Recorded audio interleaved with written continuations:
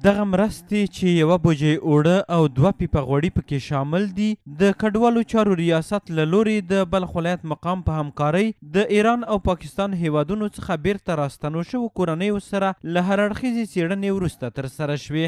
والي صاحب په خاصه لورینه او په خاص هدایت سره چې هغه مهاجر چې د سږ کال راغلي دي د هغو دپاره موږ نن علاني دلته نن توضیح ورته لرو. نو دغه توضیح چې ده د 300 کورنیو دپاره نن و سبا کې موږ توضیح ورته لرو چې د دغو ټولو ارزش چې ده د پیسو چې موږ خریداري کړې ده د ولایت په همکارۍ او په هماهنګۍ باندې تر 8 لکه تر 9 لکه روپو پورې موږ نن خریداري کړې ده. د دې دپاره اوړه دي او غوړي دي توضیح ورته کوو.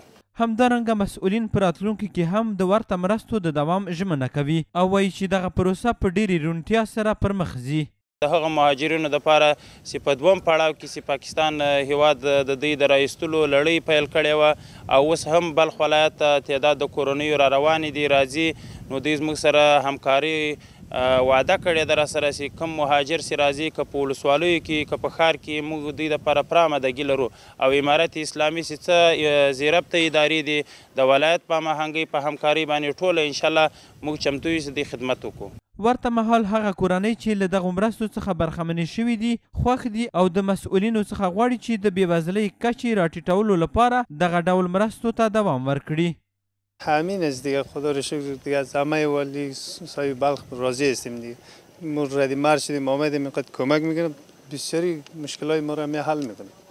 از امارت اسلامی یک جهان سپاسگزار هستیم. خداوند خیرشان بده در کمک ماست. پروردگار عالم کمک کنه.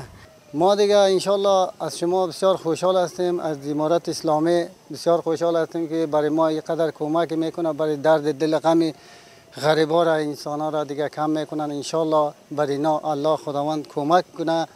د یادولو وړ ده چې تازه راستنه شوو کډوالو ته د مرستو ویش دغه لړۍ یوه اونۍ مخکې د عالی قدر امیر المؤمنین د فرمان په اساس د کډوالو چارو ریاست له لورې پیل شوې وه چې په راتلونکو ورځو کې به هم دغه پروسه دوام ولري.